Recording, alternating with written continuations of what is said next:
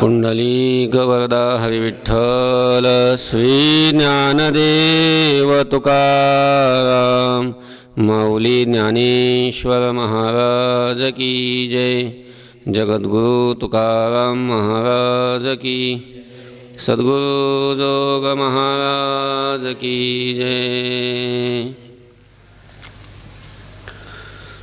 तूची अनाथाचा दाता, दुःख मोहनासा वया चिंता, शरण आलो तुझा आता, तारी कृपावंता माय बापा। संत संगती देई चरण सेवा, जेणे हा तुझा विसर न पडावा।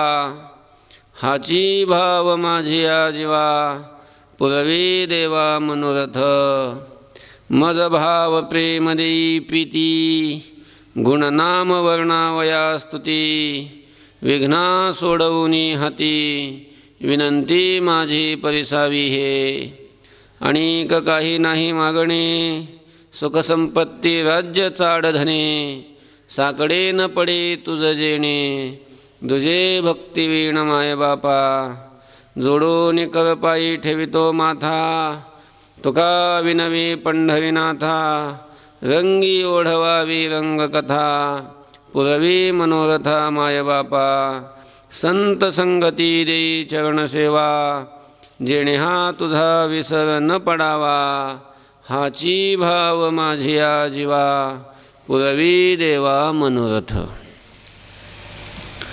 संत शिरोमणी वैराग्याचे महामेरू, श्रीमंत श्री जगद्गुरु तुकोबाराय या नाटाच्या भंगातून देवाकडं मागणी करतात, प्रार्थना करतात।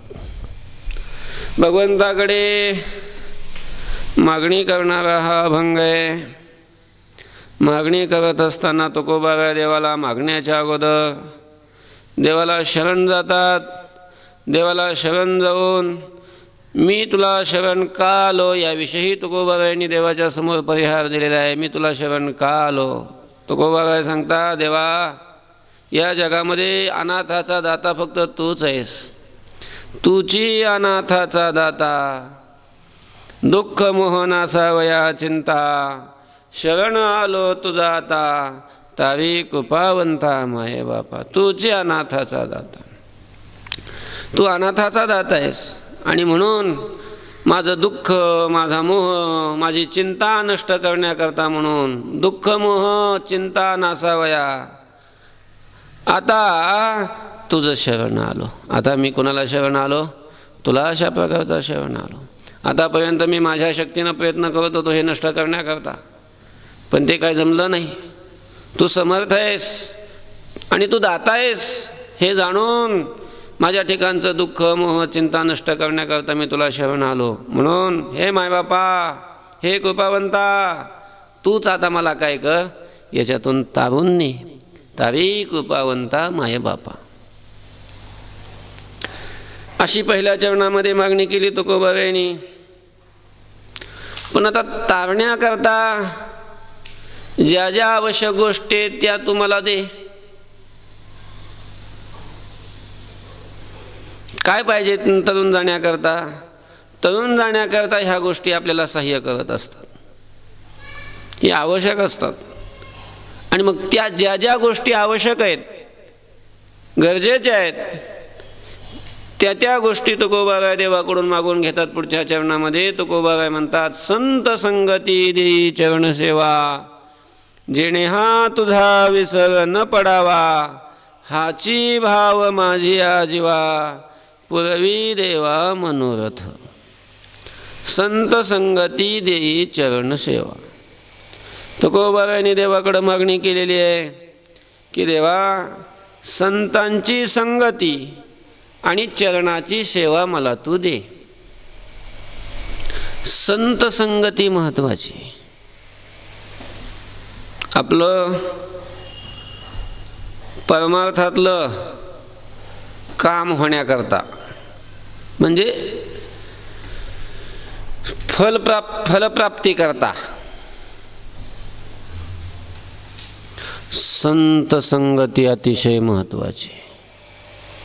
संतांच्या संगतीशिवाय आपण आपली ही जी गाडी आहे आपली निघालेली परमार्थाची ती शेवटापर्यंत जाऊच शकत नाही. त्याच्याकरता संतच लागतात मार्गदर्शनाकरता. संतावीण प्राप्ती नाही ऐसे वेद देती ग्वाही. संताशिवाय भगवत प्राप्ती होऊच शकत नाही. संतांची कृपा पाहिजे, संतांची संगती पाहिजे. संतांच्या सानिध्यामध्ये संतांच्या मार्गदर्शनाने जर आपण साधना केली तरच भगवत प्राप्ती आहे, अन्यथा भगवत प्राप्ती नाही. संतांची संगती दे. संतांच्या संगतीमध्ये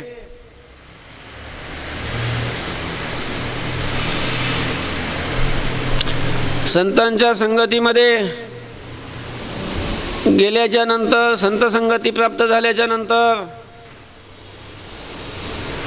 मी संतांची सेवा करीन, त्यांच्या चरणाची सेवा करीन. संतांची सेवा, त्यांच्या चरणाची सेवा ही सुद्धा खूप महत्त्वाची आहे. संत संगती महत्त्वाची आहे. आणि संत संगतीमध्ये जाऊन सगळी आपली कामं संतांनाच करायला लावायची असं नाही. संतांची सेवा करायची. धरावे संतांचे ते पाय, हरी प्राप्तीशी उपाय धरावे संतांचे ते पाय. देव प्राप्ती करता, भगवत प्राप्ती करता, आत्मसाक्षात्कारा करता, ब्रह्म प्राप्ती करता संतांची म्हणजे सद्गुरूंची सेवा ही फार महत्त्वाची आहे. ते तर सेवा हा दारवंटा, सेवा हा दरवाजा, दरवाजा. सेवा महत्त्वाची आहे. सेवा तद्विधी प्रणिपातेन परिप्रश्नेन सेवया उपदेक्ष्यन्ते ते ज्ञानम ज्ञानिनस्तत्वदर्शिनः. सेवया, सेवा महत्त्वाची आहे. सेवा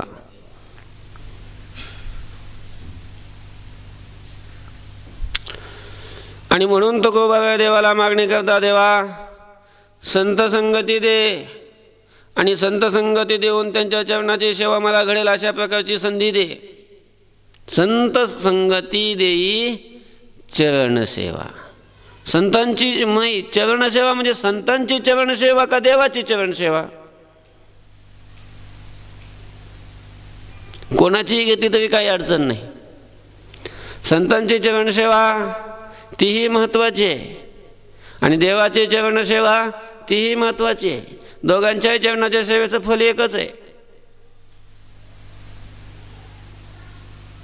म्हणून संत संगती देई चरणसेवा. कशा करता संत संगती पाहिजे? कशा करता चरणाची सेवा पाहिजे? जेणे हा तुझा विसर न पडावा. तुकोबा म्हणतात की ज्याच्या योगानं तुझा मला विसर पडला नाही पाहिजे, मी तुला विसरलो नाही पाहिजे. आणि जर तुम्हाला संत संगती दिली, तुझ्या चरणाची सेवा अखंड दिली, तर मला तुझा विसर कसं काय पडेल? संत संगती दिल्यानंतर संत संगतीमध्ये संत अखंड तुझं भजन करत राहतील, तुझं नामसंकीर्तन करत राहतील. आणि मी त्यांच्या संगती गेल्यानंतर मला ते ऐकू येईल, माझ्या कानावर ते नाम पडलं की तुझी आठवण येईल.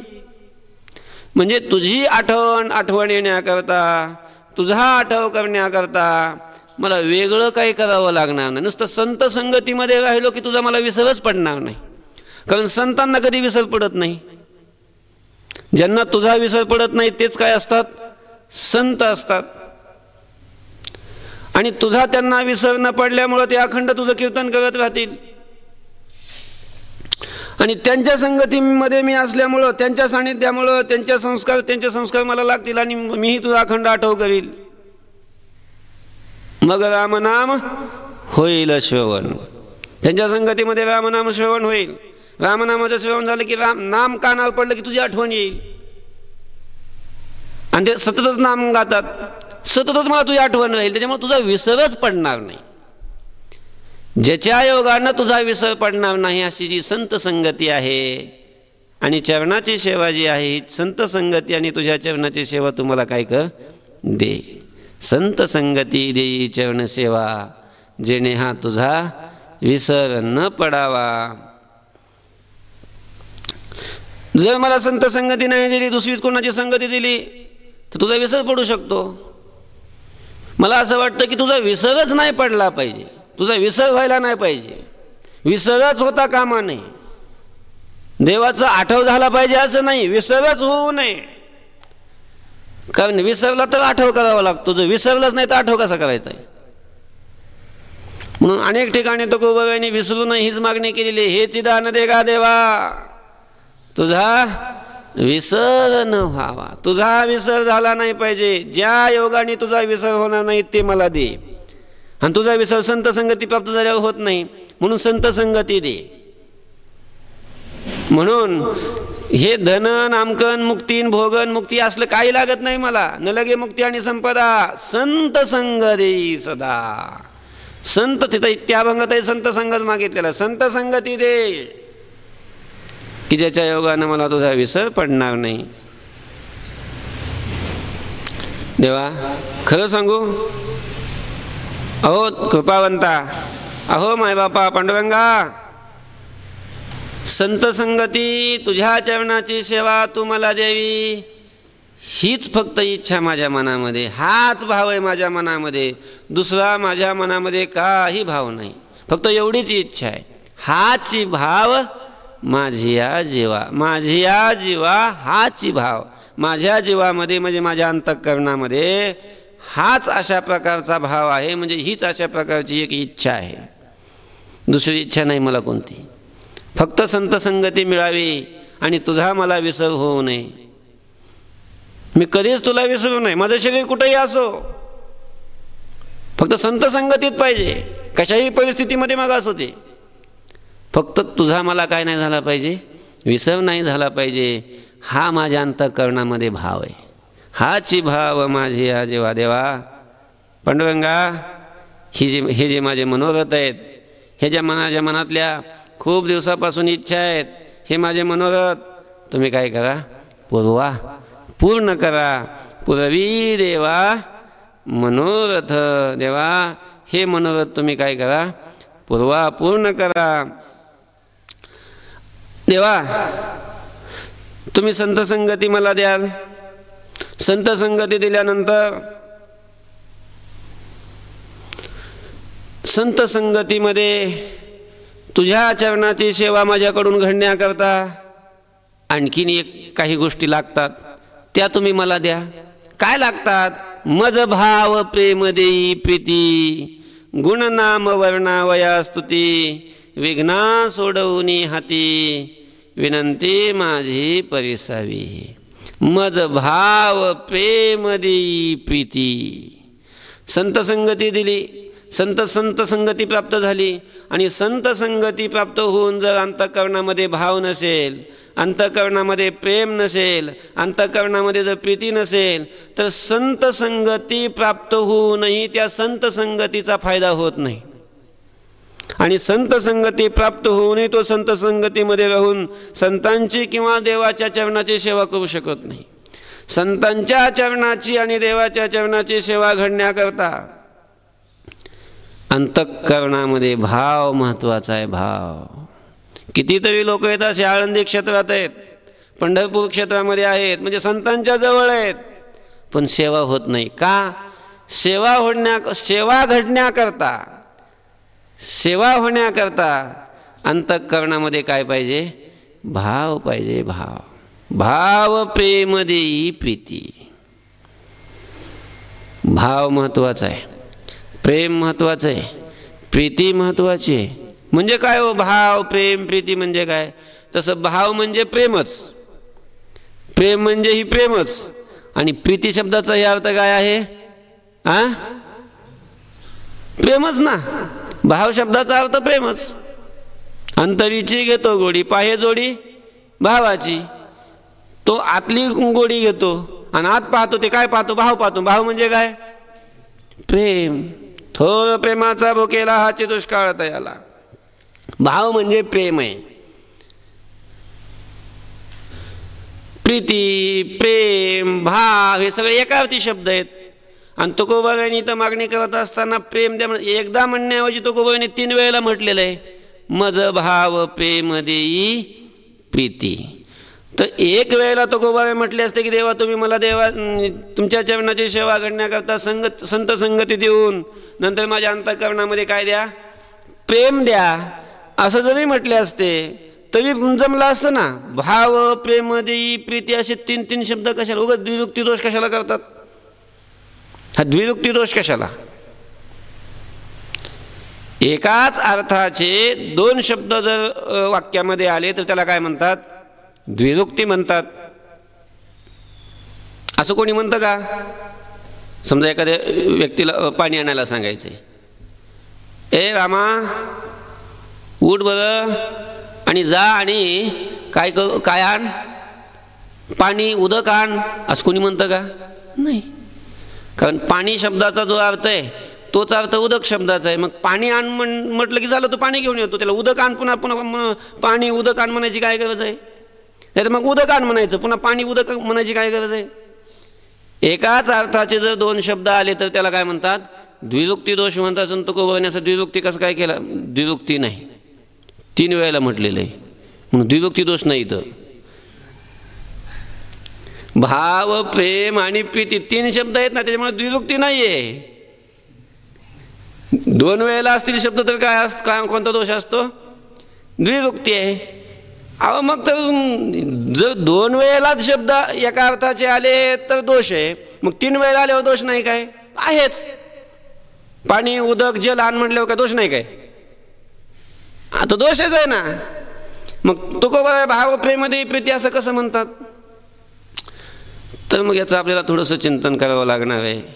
भाव प्रेम प्रीती या 3 शब्दाचा अर्थ जरी एकच असला तरी आपल्याला अर्थ इथं वेगवेगळा करावा. ज्या अर्थी तुकोबाबांनी भाव प्रेम प्रीती म्हटलं त्या अर्थी आपल्याला भावाचा अर्थ वेगळा, प्रेमाचा अर्थ वेगळा आणि प्रीतीचा अर्थ वेगळा करावा लागणार आहे. काय आहे भाव शब्दाचा अर्थ, काय आहे प्रेम शब्दाचा अर्थ, काय आहे प्रीती शब्दाचा अर्थ? शास्त्रामध्ये भाव प्रेम प्रीती म्हणजे प्रेमच, पण त्या प्रेमाच्या काही अवस्था सांगितलेल्या आहेत. प्रेमाचे काही प्रकार, त्याच्या जे अवस्था आहेत प्रेमाच्या, त्या अवस्थेचं वर्णन भक्तिशास्त्रामध्ये केलेलं आहे.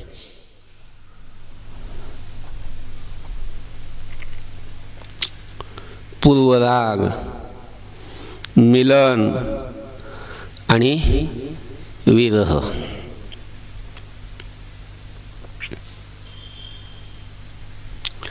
असे या प्रेमाच्या 3 अवस्था आहेत. भगवद्विषयी अंतःकरणामध्ये जे प्रेम असतं त्या प्रेमाच्या या 3 अवस्था आहेत: पूर्वराग, मिलन आणि विरह. आणि मग तो पूर्वराग अवस्थेतलं जे प्रेम आहे, कदाचित त्या अवस्थेतल्या प्रेमाकरता तुकोबाबांनी भाव शब्दाचा प्रयोग केलेला असावा. मिलन अवस्थेतलं जे प्रेम आहे त्या प्रेमाकरता तुकोबाबांनी प्रेम शब्दाचा प्रयोग केलेला असावा. आणि विरह अवस्थेतलं जे प्रेम आहे त्या अवस्थेतल्या प्रेमाकरता तुकोबाबांनी प्रीती शब्दाचा प्रयोग केलेला असावा. मज भाव प्रेम देई प्रीती, भाव देई, प्रेम देई, प्रीती देई. भाव देई म्हणजे पूर्वराग अवस्थेतलं प्रेम देई, प्रेम देई म्हणजे मिलन अवस्थेतलं प्रेम देई, आणि प्रीती देई म्हणजे विरह अवस्थेतलं प्रेम देई.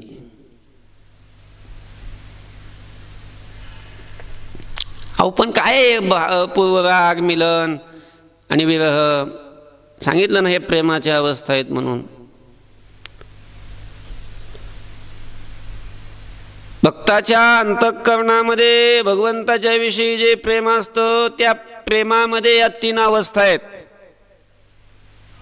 पहिली अवस्था आहे भावाची, त्यालाच पूर्वराग म्हणतात. असं आपल्याला चिंतन करायला काही अडचण नाही.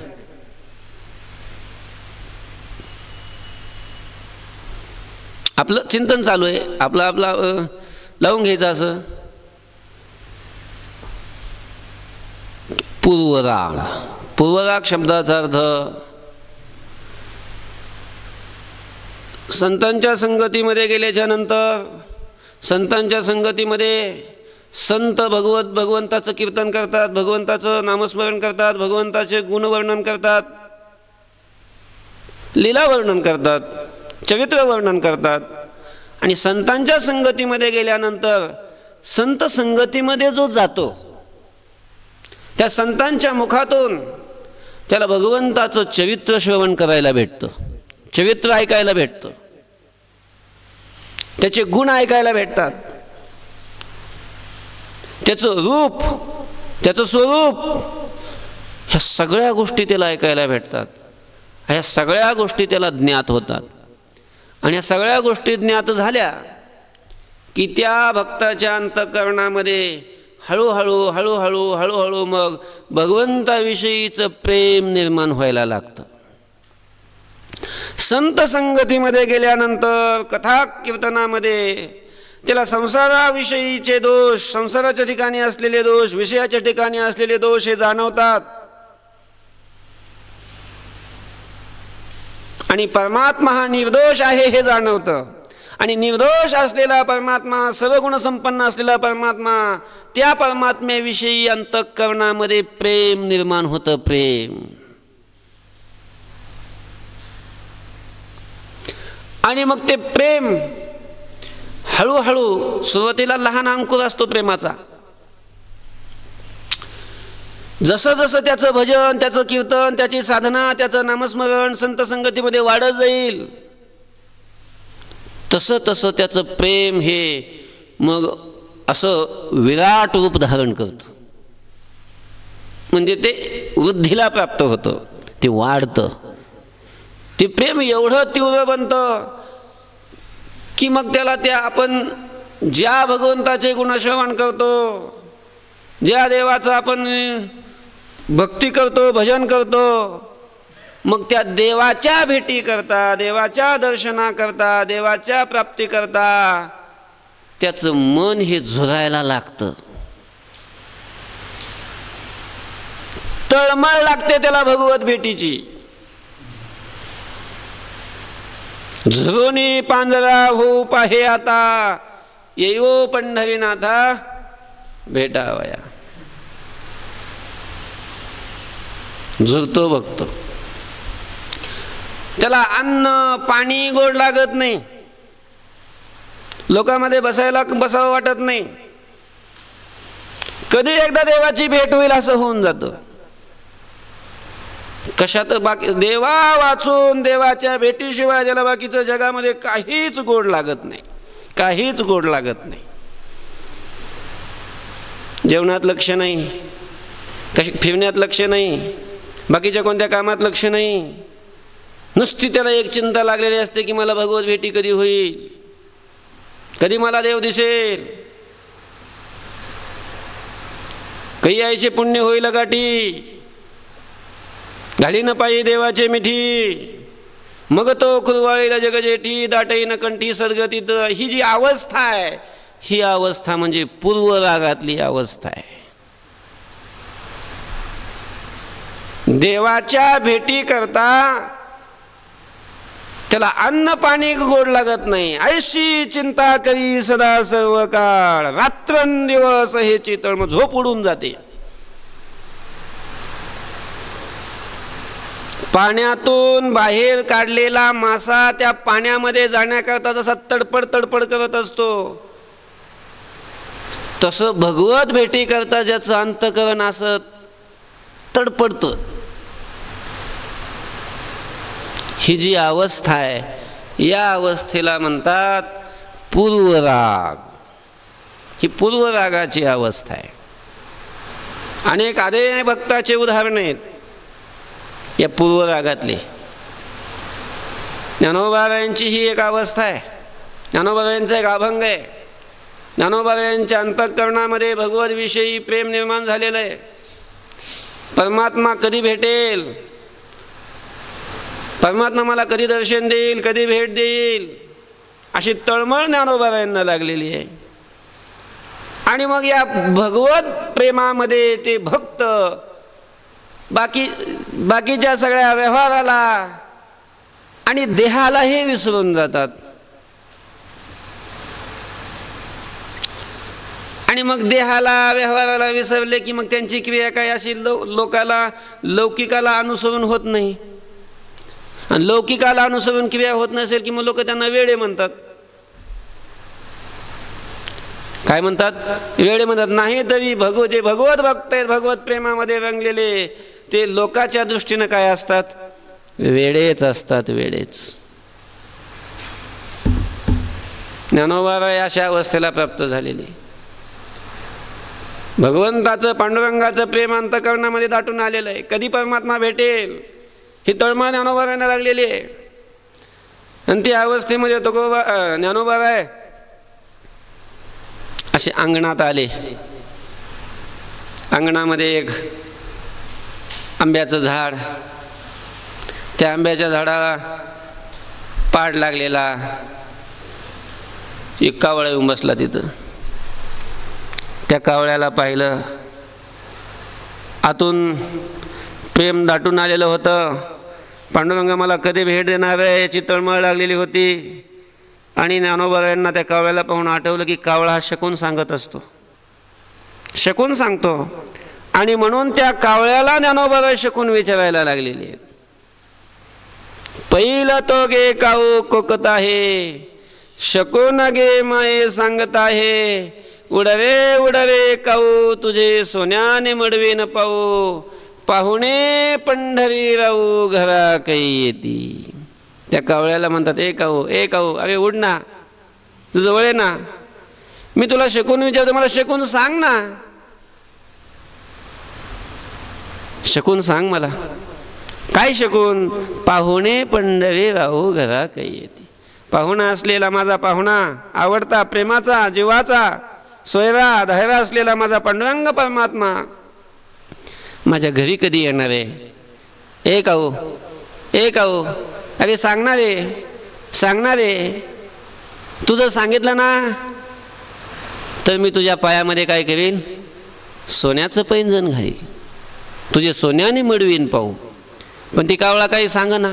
पुन्हा ज्ञानोबाबांना वाटलं ह्या कावळ्याला सोन्याचं काय, लोकांना सोनं आवडतं, कावळ्याला थोडं सोनं आवडतं, त्याला काय सोन्याचं. म्हणून पुन्हा ज्ञानोबाबाई म्हणतात, दही भाताची उंडी लावीन तुझे ओटी. दही भाताची उंडी, त्याला दही भात आवडतो. दही भाताची उंडी मी तुझ्या ओट्याला लावीन, मला दही भात खायला देईन. पण मला तू माझा पांडुरंग परमात्मा घरी कधी येणार आहे हे सांग. कावळ्याला विचारतात, काय काय काय सांगते ही कथा, काय सांगतं हे चरित्र ज्ञानोबाबांचं? ज्ञानोबाबांचं चरित्र हे सांगतंय की भगवत प्रेमामध्ये ज्ञानोबाबांना वेड लागलेलं आहे, वेड. आणि त्या भगवत प्रेमामध्ये त्या अवस्थेमध्ये मनुष्य कोणाला बोलतोय, काय बोलतोय, काही आठवत नाही. कोणालाही मग त्याच विषयी बोलतो.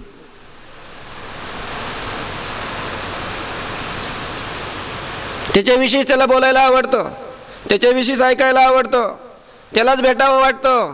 ही जी अवस्था आहे ही पूर्वरागाची अवस्था आहे, ही पूर्वरागाची अवस्था. आणि ज्या वेळेला हे जे पूर्वरागातलं जे प्रेम आहे, फारच ज्या वेळेला भक्ताची तळमळ वाढते, काय फारच ज्या वेळेला तळमळ वाढत असते त्यावेळेला भगवान त्याला भेट देण्याकरता येतात, त्याच्या समोर प्रगट होतात. आणि मग ज्या वेळेला ज्या देवाच्या भेटी करता, भगवंताच्या भेटी करता जो तळमळत होता, कितीतरी दिवसापासून तो साधना करत होता, त्याचा अट्टहास होता, तो परमात्मा ज्या वेळेला समोर येऊन सगुण विग्रह रूप धारण करून उभा राहतो, त्याला पाहिल्यानंतर त्या भक्ताला कितीतरी आनंद होतो, कितीतरी आनंद होतो की तो आनंद शब्दांनीच व्यक्त करता येत नाही. ते देवाचं अतिशय सुंदर मनोहर रूप पाहून त्या रूपाला धरून बसावं आणि ते रूप आपल्या जवळच राहावं असं त्या भक्ताची भावना निर्माण होते. हा परमात्मा आपल्यापासून दूर जाऊच नये असं त्याला वाटायला लागतं.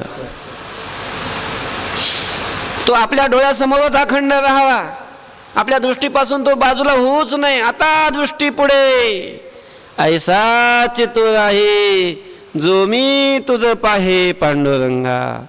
देवा ते ज्या भक्ताच्या समोर देव प्रगट झालेला देवाने भेट दिलेली आहे त्या भक्तांचा देवाकडे हाच आग्रह असतो की देवा तू असंच आता माझ्या समोर राहा, आमच्यापासून दूर जाऊ नकोस, दूर जाऊ नकोस.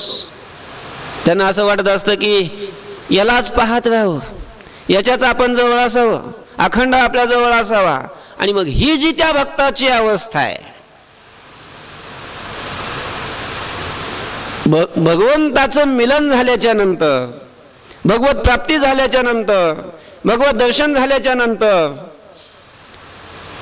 तो परमात्मा आपल्या जवळ अखंड राहावा अशा अवस्थेमधलं जे त्याचं ते जे प्रेम आहे, आता तळमळ आहे अंतःकरणामध्ये, आनंद आहे, परमात्मा जवळ आहे आणि त्या परमात्म्याच्या दर्शनामध्ये आनंद आहे आणि आनंद आहे आणि प्रेमही आहे. मग ही जी अवस्था आहे ही मिलनाची अवस्था आहे. तुकोबाराय भावदेवी म्हणतात, म्हणजे पूर्वराग अवस्थेतलं प्रेमदेवी. प्रेमदेवी म्हणतात म्हणजे मिलन अवस्थेतलं प्रेमदेवी. आणि तुकोबाराय देवाकडे प्रीतीदेवी म्हणतात, ते विरह अवस्थेतलं प्रेमदेवी. विरह, विरह शब्दाचा अर्थ एखाद्या भक्ताला देव भेटला, देव अखंड जवळ नाही भक्ताच्या राहू शकत. काही कारणामुळे भक्ताला सोडून देवाला निघून जावं लागतं. आणि एकदा का देव निघून गेला, मग देव निघून गेल्याच्या नंतर ज्या देवाने आपल्याला दर्शन दिलं, आपल्याला भेटला, आपल्या प्रेमाचा विषय असलेला तो परमात्मा आपल्याला सोडून गेला, म्हणजेच वियोग झाला. आणि त्या वियोगामध्ये त्याला जे दुःख होतं ते दुःख सहन होत नाही. त्या दुःखाची असह्य अवस्था जी आहे त्याला विरह म्हणतात. त्या विरह अवस्थेतही देवा भक्तांचं प्रेम असतं.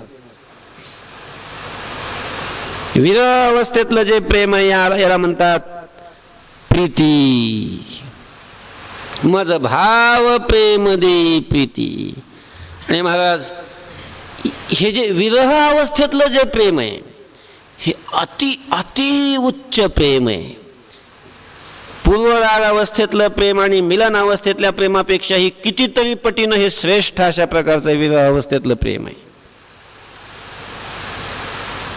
काही दोषामुळं, काही कारणामुळं भगवान भक्ताला सोडून निघून जातात. आणि मग देव निघून गेल्याच्या नंतर त्या भक्ताची जी अतिशय विपन्न अवस्था होऊन जाते, कधी कधी ते भक्त प्राणाला धुवून बसतात त्या दुःखाने. भगवान निघून गेल्याच्या नंतर त्या भगवंताच्या वियोगामध्ये अन्न पाणी तर ते सोडूनच देतात.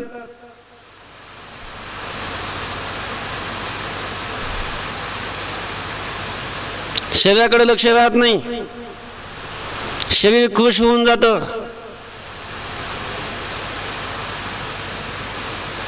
ते वियोग सहनच होत नाही. आपल्याला रामायणामध्ये तो प्रसंग आहे. दशरथ राजा होता, त्याला अगोदर संतती होत नव्हती आणि संतती होत नव्हती म्हणून, संतती नाही म्हणून तो खूप दुःखी होता. त्याच्या मुखातलं वचन आहे, पुत्रहीनस्य मे राज्यम सर्वं दुःखाय कल्पते. सगळ्या ऐश्वर्याने संपन्न आहे पण संतती नाही म्हणून दुःखी होता. पण त्या दुःखाने तो मेला नाही, जिवंत राहिला. पण वशिष्ठांच्या सांगण्यावरून ऋष्यशृंगाला आणून पुत्र कामेष्टी यज्ञ केला. अग्निनारायण प्रगट झाले, प्रसाद दिला आणि त्या प्रसादापासून एक नाही 4 मुलं झाले, 4. आणि परमात्माच दशरथाच्या पोटी 4 रूपाने अवतीर्ण झाले. त्याच्यातलं एक जे रामाचं रूप ते दशरथाला खूपच आवडत होतं. रामावर दशरथाचं खूपच प्रेम होतं, खूपच प्रेम, प्राणापेक्षा जास्त प्रेम. मुलं नव्हती म्हणून राजा दुःखी होता, पण मेला नाही. पण ज्या वेळेला राम भेटला, प्राप्त झाला, आणि प्राप्त झालेला राम ज्या वेळेला अरण्यामध्ये निघून गेला, राम निघून गेलेला हे शब्द कानावर पडले की त्याला ते एवढं दुःख झालं की सहन झालं नाही. त्या वियोगाच्या दुःखामध्ये तो प्राण सोडून दिला. त्याने प्राणाला हात धुवून बसावं लागलं. कधी कधी भक्तांना एवढं दुःख होतं त्या विरह अवस्थेमध्ये की कधी कधी त्यांचा प्राण निघून जाण्याची वेळ येते. गोपिकांचं उदाहरण आहे याला.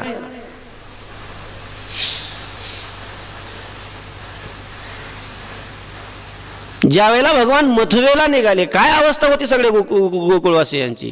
ते जे दुःख आहे त्या दुःखाचं नाव आहे विरह. विरह.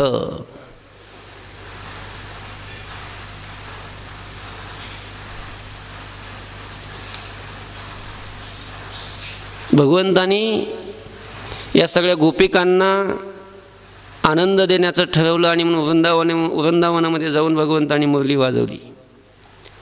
तो मुरलीचा ध्वनी ज्या वेळेला गोपिकांच्या कानावर गेला, सगळ्या गोपिका जसा ध्वनी कानावर आला तसंच सगळं कामधंदा सोडून सगळ्या निघाल्या.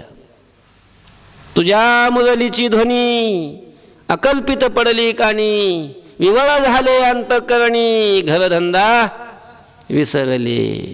आहारे सावळ्या कैसी वाजविली मुरली. कुणी स्वयंपाक करत होती, भाकरी करत होती, तर एक तव्यावर भाकर आहे, दुसरी चुली समोर आहे, आणि एक काटवटीमध्ये असं पीठ मळण्याकरता घेतलेलं आहे, ते तसंच सोडलं आणि तशीच त्या पिठाच्या हातानेच निघाली भगवान श्रीकृष्णाकडं. कुणी आपल्या पतीला जीव वाढीत होती, एक जण ती जीव वाढता वाढतात कानावर ध्वनी आला तशीच निघाली ती. कुणी मुलाला पाजित होती, ती मुलगा तसाच खाली ठेवला आणि तशीच उठून निघाली, चोळी नीट घातली नाही.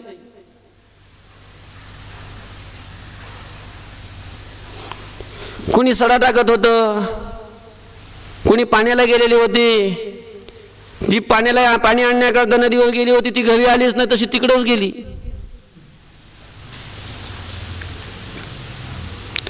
सगळ्या गोपिका, त्या सगळ्या गवळणी भगवंताच्या मुरलीचा ध्वनी कानावर आल्याबरोबर सगळ्या भगवंताकडे धावल्या, भगवंताजवळ गेल्या, भगवंताला भेटल्या.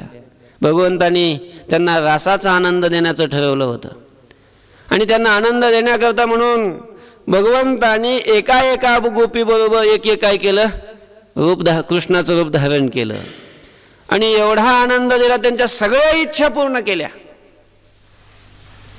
ती शरद ऋतूतली रात्र, पौर्णिमेची रात्र, आणि ती रात्र एवढी मोठी केली की ब्रह्मदेवाचे 6 महिन्याची रात्र बनवली. ब्रह्मदेवाचा एक दिवस किती मोठा असतो. सहस्रयुग पर्यंत महाव्यात ब्रह्मणो विदुः. 1000 महायुग जावे लागतात त्यावेळेला ब्रह्मदेवाचा एक दिवस होतो. आणि अशा 1000 महायुगाचा एक दिवस आणि अशा दिवसांनी ब्रह्मदेवाचे 6 महिने एवढी मोठी एक रात्र बनवली. आणि इतका वेळ भगवंतानी त्या सगळ्या गोपिकांना आपली वेगवेगळी ती म्हणतील तशा प्रकारचे रूप धारण करून त्यांना रासाचा आनंद दिला. रासाचा आनंद म्हणजे वैषयिक सुखाचा आनंद नाही. रासाचा आनंद म्हणजे जीव ब्रह्माच्या ऐक्याचा आनंद आहे, भक्तीचा आनंद आहे, प्रेमाचा आनंद आहे. त्याच्यामध्ये विषय सुख नाहीये.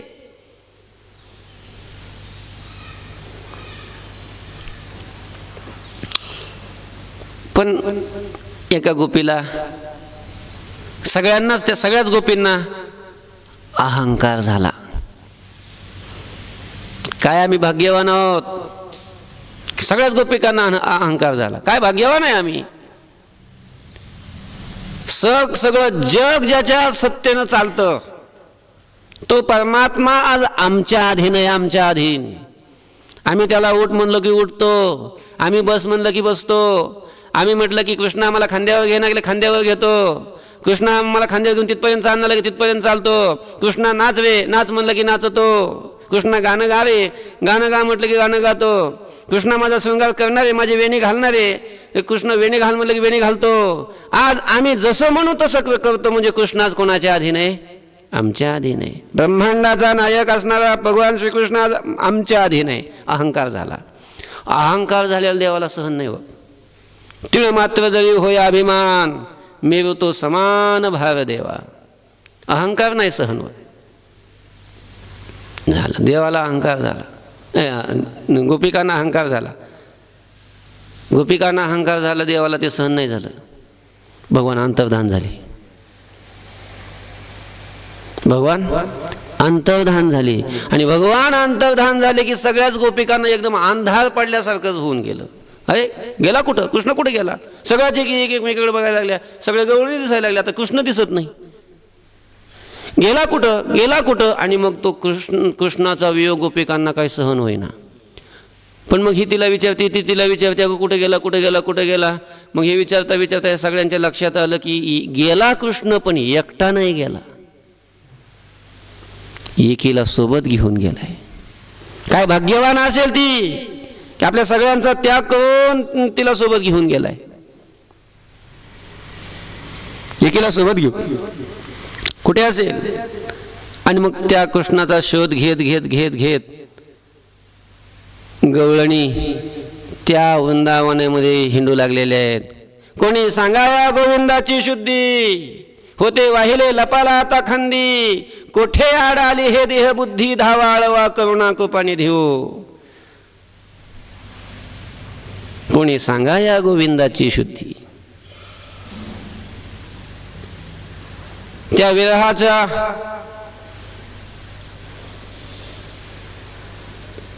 दुःखाने त्यांच्या मुखातून जे शब्द बाहेर पडत होते त्याला गीत म्हणतात. गीत त्याचंच नाव काय. गोपी गीत. गोपी गीत. जयति तेधिकं जन्मना व्रज श्वयत इंदिरा शश्वतत्रयी. खूप मोठं आहे ते. भगवंताच्या वियोगाने दुःखाने वेड्या होऊन ज्यावेळेला त्या वनामध्ये असणाऱ्या वृंदावनामध्ये असणाऱ्या झाडं वृक्ष वेली त्यांना विचारायच्या. त्या भुंग्याला विचारायच्या. नदीला विचारायच्या कृष्ण कुठे गेला कृष्ण कुठे गेला. माझा कृष्ण देखिला काय कोणीतरी सांगा गे सांगा. माझा कृष्ण देखिला काय कोणीतरी सांगा गे सांगा.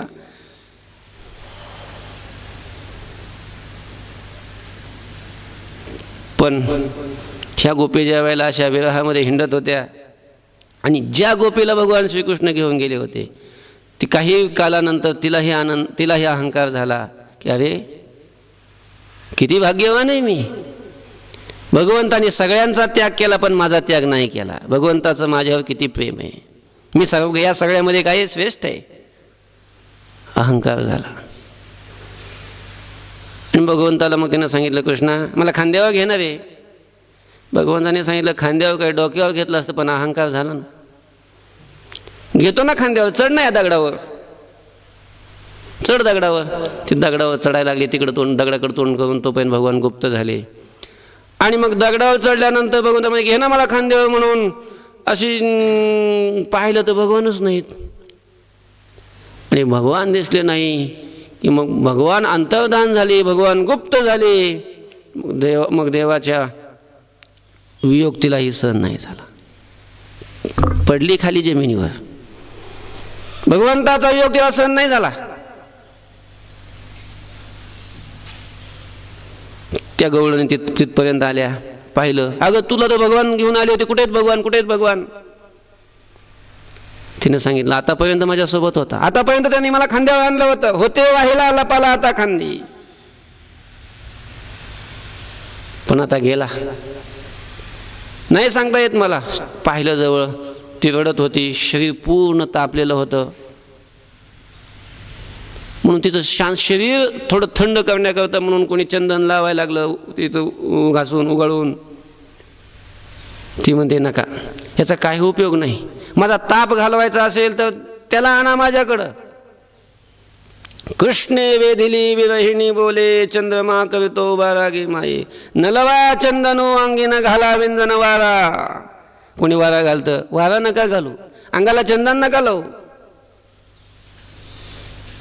हरिवी न शून्य शेजारू गे माई. चांदवो चांदणे चापेओ चंदनो, देवकी नंदने विनू नावडे. मला हे असले उपचार आवडत नाहीत. कुणी तिच्या अंगाला अशी चंदनाची चोळी केली होती, तिचं अंग शांत होण्याकरता चंदन अंगाला लावून चोळी केली ती अंगालाच. ती म्हणे चोळी मला पोळू लागलेली आहे, चंदनाची चोळी माझे सर्व अंग पोळी, कानो वनमाळी वेगी भेटवा का. ही चंदनाची चोळी मला पोळते, हे काढून टाका. मला जर शांत करायचं असेल तर कान्हाला आणा, कान्होबाला आणा.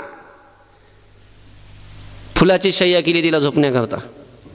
सुमनाची सेज शीतळवोनिकी, पोळी आगी सारिकी वेगी विझवा का. तुम्ही जी मला फुलाची शय्या केली, पुष्पांची शय्या केलेली आहे, ही आगीसारखी मला अग्नीसारखी पोळवू लागलेली, हिला विझवा विझवा. हे असले उपचार नका करू. माझ्यावर दया करा, माझ्यावर कृपा करा. आणि माझं दुःख घालवावं असं वाटत असेल तर तुम्ही फक्त काय करा, कान्हो वनमाळी वेगी भेटवा का. कान्हो वनमाळी वेगी भेटवा का. कान्होबाची वनमाळी असलेला कान्होबा मला भेटवा. ही जी भगवंताच्या वियोगामधली ही जी अवस्था, ही जी स्थिती आहे, याला म्हणतात विरह. याला विरह म्हणतात, विरह. आणि विरह अवस्थेमध्ये, भगवंताच्या वियोग झालेल्या अवस्थेमध्ये सुद्धा पुन्हा भगवंताची भेट व्हावी, पुन्हा परमात्मा आपल्याला भेटावा, पुन्हा प्राप्त व्हावा म्हणून जी प्रेमाची जी पराकाष्ठा आहे,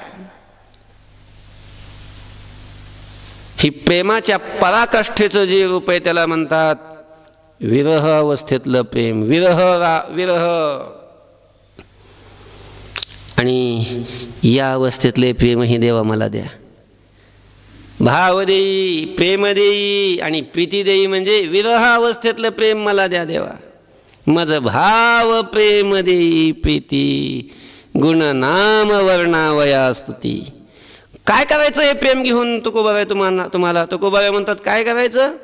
तुम्ही मला प्रेम दिलं ना हे तिन्ही प्रकारचं, काय नाही, फक्त मी तुमचं काय करेल, गुण आणि नाम वर्णन करेल. नव्हे, गुण आणि नाम वर्णन करण्याकरताच तुम्ही मला काय करा, प्रेम द्या, भाव द्या, प्रीती द्या. तिन्ही अवस्थेमध्ये तुमचं गुणच वर्णन करीन. पूर्वराग अवस्थेमध्येही तुमचे गुणच वर्णन करील, तुमचं नामच गाईल. तुम्ही मला प्राप्त झाले, तुम्ही मला भेटले तरी मी तुमचे गुणच वर्णन करील, तुमचं नामच गाईल, त्या प्रेमाने गाईन. आणि तुम्ही मला सोडून जरी निघून गेले तरी मी प्रेमाने काय करील, तुमचे गुण आणि नामच वर्णन करील. असं गुण आणि नाम वर्णन करण्याकरता तुम्ही मला काय करा, भाव आणि प्रेम द्या. गुण नाम वर्णावया स्तुती. तुमची स्तुती करण्याकरता मला भाव आणि प्रेम द्या. कारण हेच तर आमचं भक्तांचं खरं साध्य आहे. कशा करता, गुणगाई संत संगती. कशाच करता, त्याच्या करताच. गुणगाई नावडी हेची माझी सर्व जोडी, गुण गाण्याकरता. देवा, आणि हे गुण गाण्याकरता, तुझी स्तुती करण्याकरता, तुझं नाम गाण्याकरता, हे सगळं तुझं वर्णन करण्याकरता प्रेम दे. आणि हे वर्णन करण्याकरता, तुझं कीर्तन करण्याकरता जे जे विघ्न मध्ये येतील, या विघ्नातून मला सोडवून घे. विघ्ना हाती सोडवून मज गुण नाम वर्णावया भाव प्रेम प्रीती देई. विघ्नाच्या हातातून सोडवून जे विघ्न येतील तुझ्या कृपेनं ते नष्ट कर, तुझ्या शक्तीनं नष्ट कर. आणि ते विघ्न नष्ट करून तुझं गुणवर्णन करण्याकरता माझ्या अंतःकरणामध्ये भाव आणि प्रेम प्रीती देई. देवा हीच माझी विनंती, ऐका ना देवा, विनंती माझी परिसावी. हे माझी विनंती परिसावी म्हणजे ही माझी विनंती तुम्ही काय करावी, ऐकावी. ऐका ना देवा, ही ऐकावी म्हणजे पूर्ण करावी. ही माझी विनंती पूर्ण करा ना देवा. माझ्या अंतःकरणामध्ये भाव प्रेम द्या ना देवा. देवा तुम्हाला दुसरं काही मागत नाही, अनेक काही नाही मागणे. सुखसंपत्ती राज्य चाडधने, साकडे न पडे तुझं जेणे, तुझे भक्तिवीण माय बापा. देवा दुसरं काही मागत नाही की जेणे माय बापा भक्तिवीण तुझे, की भक्ती वाचून प्रेमा वाचून तुझं म्हणजे दुसरं की जेणेकरून तुला संकट वाटेल. मी मागितल्यानंतर तुला काय वाटेल, संकट वाटेल. मग माणसाला संकट कशाचं वाटतं असतं, कोणी पैसा मागितला, कोणी संपत्ती मागितली, कोणी ऐश्वर्य मागितलं, हे संकट वाटतं ना. जेणे तुझं साकडे न पडे असे सुख संपत्ती राज्य चाडधने, ऐसे अनेक काही मागणे नाही. अशा प्रकारचं तुला दुसरं काही अशा प्रकारचं मी मागत नाही देवा. मी फक्त तुला एकच मागतो, ती म्हणजे काय, तुझ्या चरणाविषयीची माझ्या अंतःकरणामध्ये काय भक्ती प्रेम. भक्ती दे देवा, भक्ती पाहिजे, भक्ती प्रेम. भक्ती म्हणजेच प्रेम, भाव म्हणजेच प्रेम. भावेवीण भक्ती, भक्तिवीण मुक्ती. भाव म्हणजेच भक्ती, भाव म्हणजेच प्रेम, भाव म्हणजेच प्रीती. अशा प्रकारची मागणी करून तुकोबाराय देवाला म्हणतात, जोडून कर पायी ठेवितो माथा, तुका विनवी पंढरीनाथा, रंगी ओढवावी रंगकथा, पुरवी मनोरथा माय बापा. हे देवा, हे माय बापा, हे पांडुरंगा, हे पंढरीनाथा, मी कर जोडोनी पायी माथा ठेवितो. मी माझे हात जोडून तुझ्या चरणावर काय करतो, माथा ठेवतो.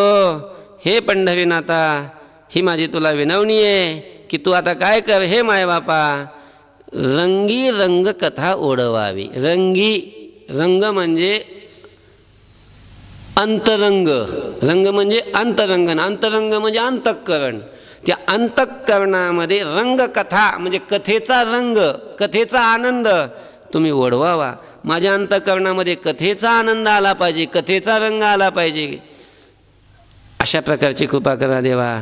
आणि माझे मनोरथ काय करा, पूर्ण करा. पुरवी मनोरथा माय बापा, संत संगती दे चरणसेवा, जेणे हा तुझा विसर न पडावा, हाची भाव माझी आजीवा.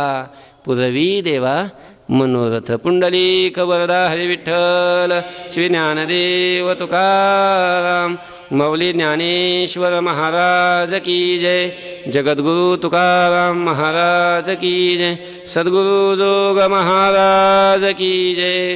विठ्ठल विठ्ठल विठ्ठल विठ्ठल विठ्ठल विठ्ठल विठ्ठल विठ्ठल. पुंडलिक वरदा हरी विठ्ठल, श्री ज्ञानदेव.